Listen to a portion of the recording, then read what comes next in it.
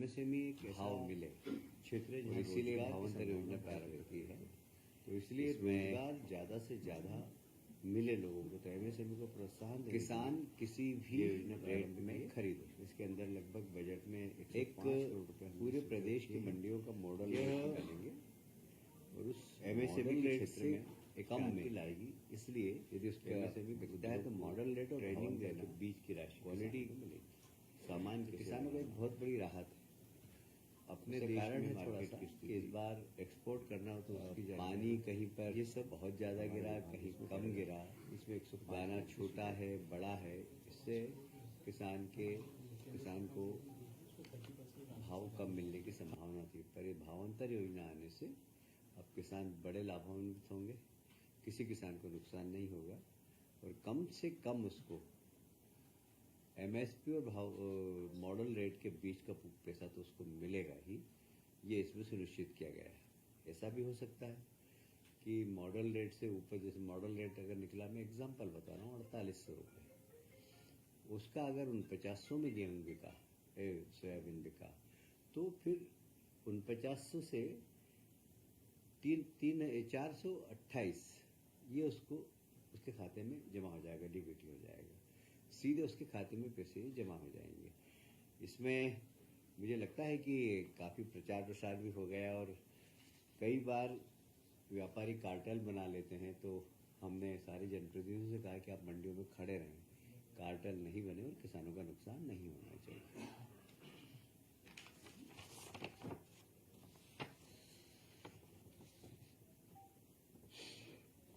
कोदो कुटकी आप सभी जानते हैं कि एक समय में कोदो कुटकी 2 रुपये और 3 रुपये किलो किसानों को बड़ी मुश्किल से मिलते थे। और ये कोदो कुटकी वहीं पैदा होता था जहाँ पानी नहीं होता था, कम पानी में।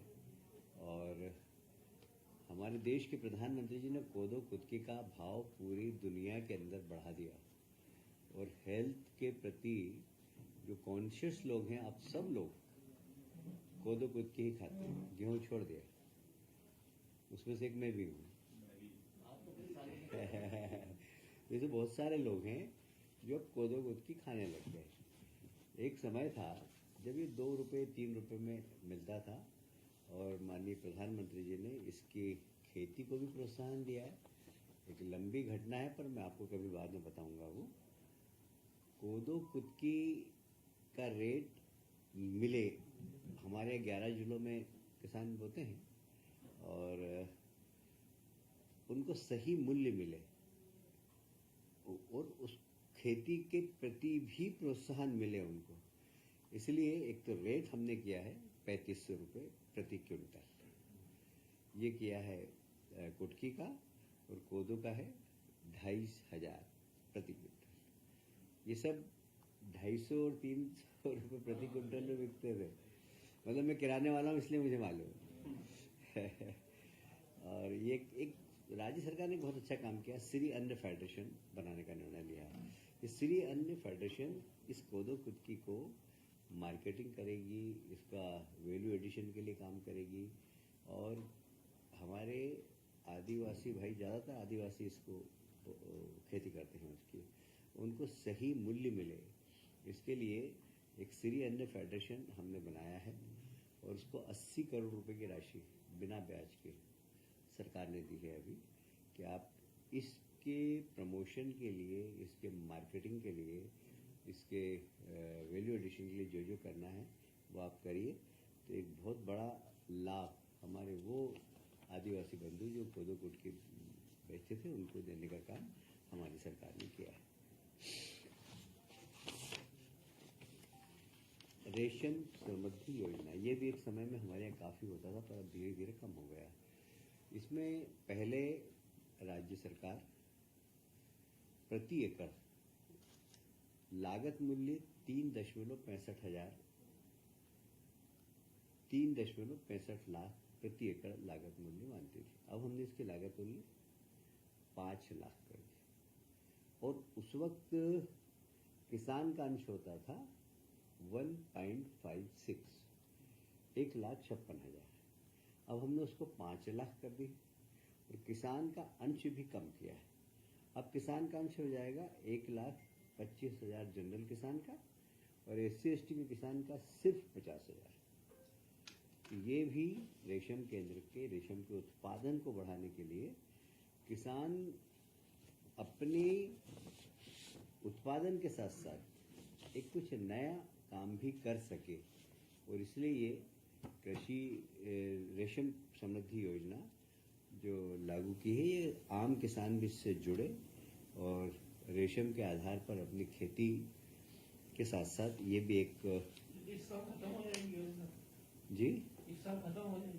क्या भारत सरकार ने 5 साल के लिए लागू की है, हाँ। 50 साल से सोते रहे, लागू नहीं किया इसको। कर दिया ना? कभी किया लास्ट लाख। हाँ, फिर कर देंगे यार, काहे में चिंता करते हैं?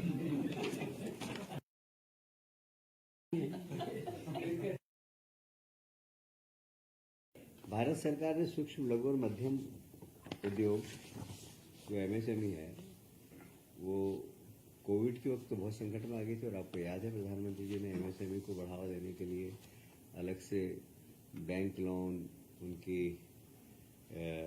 उनके उत्पादन को मार्केट मिले, इसके लिए काफ़ी प्रधानमंत्री जी ने प्रोत्साहन राशि दी थी। अभी भी रैंप योजना के अंतर्गत अभी हमें 105 करोड़ रुपया सिर्फ इसके अंदर वही होना है कि कैसे उनके क्वालिटी सुधरे, उनको मार्केट मिले, और यह पूरी MSME को प्रोत्साहन के रूप में, क्योंकि MSME एक ऐसा क्षेत्र है जहाँ रोजगार की संभावना बहुत रहती है, तो इसलिए रोजगार ज़्यादा से ज़्यादा मिले लोगों को, तो MSME को प्रोत्साहन देने के लिए ये योजना प्रारंभ की है। इसके अंदर लगभग बजट में 105 करोड़ रुपए हमने स्वीकृत किए हैं। यह MSME के क्षेत्र में एक क्रांति लाएगी, इसलिए कि MSME उद्योग को ट्रेनिंग देना, क्वालिटी सामान कैसे बनाना, अपने देश में मार्केट की स्थिति, एक्सपोर्ट करना हो तो उसकी जानकारी, ये सब हमारा विभाग इसमें करेगा। इसमें 105 करोड़ की स्वीकृति है। 105 करोड़ जो है सर, पहले केंद्र सरकार जो भी देगी उसमें 30% राज्य सरकार मिलाएगी। हाँ, इसमें ये भी है कि केंद्र सरकार जो राशि हमें दे रही है, उसके अलावा हम 30% हम भी इसमें देंगे। अभी राशि फिक्स नहीं है, मतलब जितना है 105 जो 30% होगा इसको दे देंगे।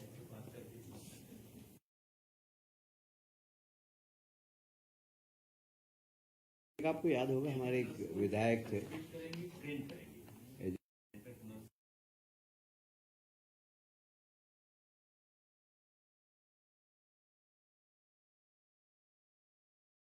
ट्रेनिंग देना, विदेशों में यदि आवश्यकता तो कैसे एक्सपोर्ट करना, ये सारा मतलब कुल मिला के प्रमोशन ऑफ MSME है। एक आपको याद होगा हमारे एक विधायक साथी हैं मधु वर्मा जी इंदौर के, उनको बहुत सीवियर अटैक आया था, और एक उनके गनमैन थे उनके साथ में उस वक्त, 15वीं वाहिनी के श्री अरुण सिंह भदौरिया। उन्होंने बहुत मेहनत करके और घर से हॉस्पिटल ले जाने में उन्हें CRP दिया, मुंह से ऑक्सीजन देके उनका हार्ट चलाया, और डॉक्टर का ऐसा कहना था कि इतना सीवियर अटैक था कि ये यहाँ तक नहीं आ सकते थे यदि ये जवान ये सारी प्रक्रिया नहीं करता तो माननीय मुख्यमंत्री जी जब देखने आए तो हमने उनको रिक्वेस्ट किया कि इस जवान ने तो मधु भैया की जान बचाई है, इसको मुख्यमंत्री जी ने घोषणा की कि हम इसका out of the turn promotion करेंगे। विभाग में इस प्रकार के प्रमोशन कभी भी नहीं हुए आज तक। अधिकारियों का कहना था कि नहीं ये तो ड्यूटी किया तो क्या होगा, लेकिन नहीं, ऐसे लोगों को प्रोत्साहन देना चाहिए और आउट ऑफ टर्न इनको हम प्रमोशन दे रहे हैं।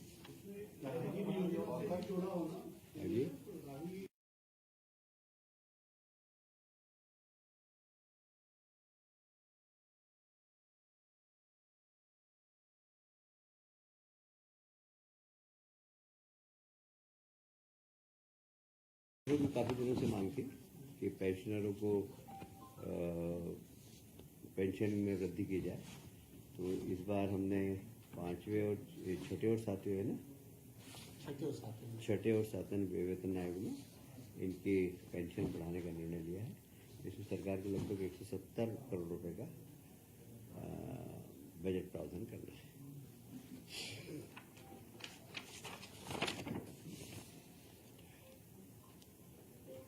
देखिए, बहुत महत्वपूर्ण आज निर्णय और हुआ है। सरदार पटेल कोचिंग प्रशिक्षण योजना, ये साधारणतः अल्पसंख्यक और SC/ST और पिछड़े वर्ग के हमारे नौजवानों के लिए है। इसमें काफ़ी दिनों से एक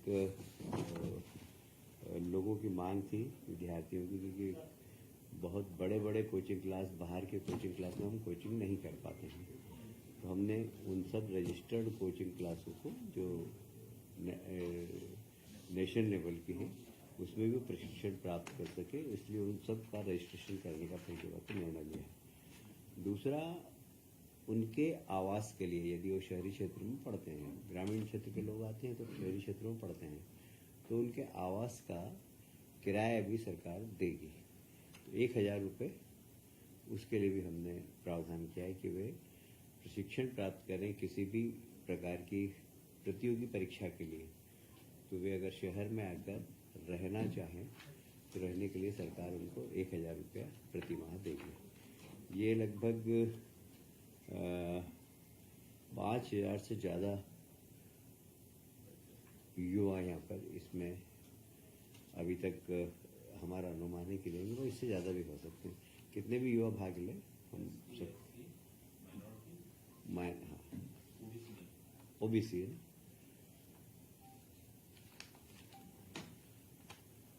आज की सत्यनारायण की कथा समाप्त।